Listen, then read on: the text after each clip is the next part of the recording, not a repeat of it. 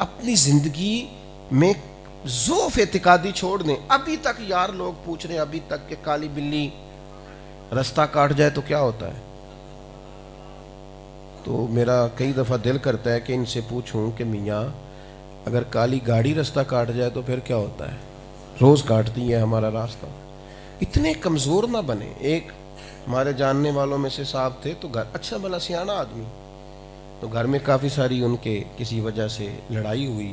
مجھے پتہ چلا کہ انہوں نے لڑائی شروع کی. وجہ کیا بنی؟ اہلیہ کے ساتھ اختلاف کی کہ میں گھر سے نکلنے لگتا ہوں تو پیچھے سے آواز دے دیتی ہے تو بے برکتی ہو جاتی ہے. کیا بات کر رہے ہیں آپ؟ مومن کا کام ہے اس طرح کی باتیں کرنا.